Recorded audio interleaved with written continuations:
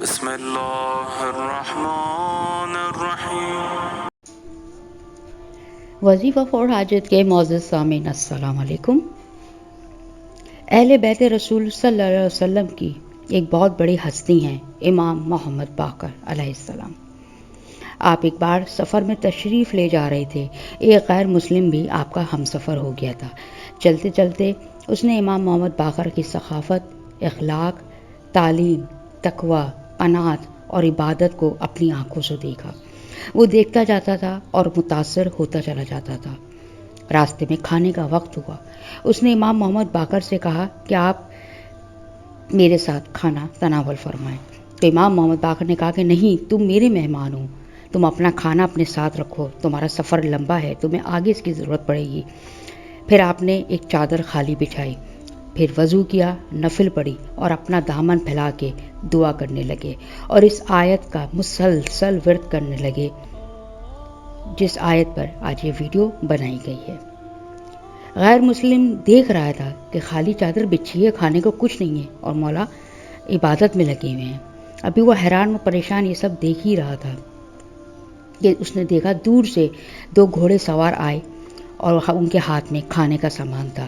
انہوں نے آ کے امام محمد باقر کو سلام کیا اور کہا کہ آقا، ہم بہت دور قافلے سے آئیں، وہاں ہم کو ایک ندا آئی ہے، ایک آواز آئی ہے، حکم آیا ہے کہ فلاں جگہ جاؤ یہ سب کھانا لے کر، وہاں ہمارا ایک نیک بندہ ہم کو کچھ ایسے ناموں سے، کچھ ایسے نورانی الفاظ سے پکار رہا ہے، یاد کر رہا ہے، اس کے پاس لے کر جاؤ یہ کھانا۔ دسترخوان بچھا، طرح طرح کے بہترین کھانے رکھے گئے، طرح طرح کے مشروبات رکھے گئے۔ غیر مسلم یہ سب اپنی آنکھوں سے دیکھ رہا تھا۔ کھانا ختم ہوا، آگے چلے۔ جدائی کا جب وقت آیا تو وہ غیر مسلم نے کہا کہ آقا، آپ مجھے اپنے ساتھ کوفہ لے جائیں، میں آپ کی خدمت میں رہنا چاہتا ہوں۔ آپ نے اس کو اپنے ساتھ رکھا، اس کو اسی آیت کے یہ الفاظ سکھائے۔ اب اس کا معمول بن گیا کہ وہ خالی چادر بچھاتا اور اس آیت کا ورد کرتا اور طرح طرح کے کھانے اس کے دسترخوان کی زینت بنتے۔ یہ وہ واقعہ ہے جس سے لوگوں کو خیر مل گئی ہے، رزق کی چابی مل گئی ہے۔ یہ وہ آیت ہے جس سے حضرت موسیٰ اور ان کی قوم نے 40 سال تک اللہ کا بھیجا ہوا رزق کھایا، پہنا۔ ماشاءاللہ آیت بہت آسان ہے، چھوٹی سی ہے، سب کو یاد بھی ہوگی، لیکن میں آپ اس کو اسکرین شاٹ میں بھی اوپر دے دیتی ہوں۔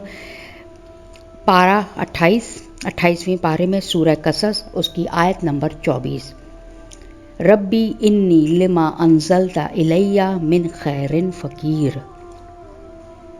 ربی انی لما انزلت الی من خیر فقیر۔ یہ حضرت موسیٰ نے اس کا ورد اس وقت کیا تھا جب آپ کے پاس کچھ نہیں تھا، آپ بے یارو مددگار تھے، اکیلے تھے، تنہا تھے، کھانے کو کچھ نہیں تھا، نہ کوئی یاور تھا، نہ کوئی دوست تھا۔ تب آپ نے اللہ تعالیٰ کو ان لفظوں سے پکارا تھا کہ اے میرے پروردگار، مجھ پر نازل کر اپنی تمام رحمتیں، اپنی نعمتیں۔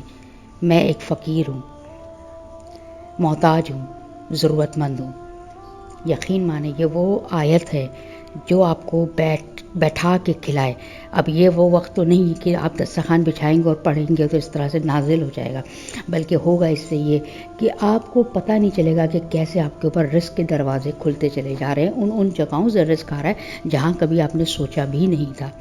ان جگہوں سے آپ کو منافع آنا شروع ہو جائیں گے کہ آپ سوچیں گے بھی نہیں کہ یہ کیسے ہو گیا، کیونکہ وہ دروازے میرے رب کی ذات آپ کے لیے کھولتی چلی جائے گی اگر آپ اس کا ورد رکھیں گے۔ اس کی کوئی تعداد مقرر نہیں ہے، آپ چاہیں تو ہر نماز کے بعد ایک تسبیح پڑھ لیں، آپ چاہیں تو صبح کے وقت دن کے ایک حصے میں ایک تسبیح، 2 تسبیح، جتنا آپ چاہیں آسانی ہو پڑھیں، اور پھر رات کے ایک حصے میں پڑھ لیں، یعنی کہ مغربین پڑھنے کے بعد، مغرب اور عشاء کی نماز کے بعد۔ کوئی بھی طریقہ اپنا سکتے ہیں، کسی قسم کی کوئی پابندی نہیں ہے۔ اول و آخر درود شریف پڑھ کے جتنی تسبیح پڑھنا چاہیں، جتنا دفعہ پڑھنا چاہیں، آپ کے اوپر ہے۔ جتنا زیادہ پڑھیں گے اتنا خدا کے نزدیک ہوتے جائیں گے، اتنا ہی خدا کو پکاریں گے اور اتنی ہی جلدی اور اتنے ہی زیادہ آپ پر پروردگار کی رحمت کے، رزق کے، برکتوں کے، نعمتوں کے دروازے کھلتے چلے جائیں گے۔ امام محمد باقر کی طرف سے یہ ہدیہ کیا گیا ہے۔ محرم کا مہینہ چل رہا ہے، سفر کا مہینہ سٹارٹ ہو چکا ہے، اس میں نے آپ کو یہ ایک اہل بیت کے اس میں سے ایک تحفہ ہدیہ کیا ہے۔ اس کو آپ بھی پڑھیے، آگے شیئر بھی کریے اور ویڈیو لائک کریے۔ اگلی ویڈیو تک کے لیے مجھے اجازت دیجیے. اللہ حافظ.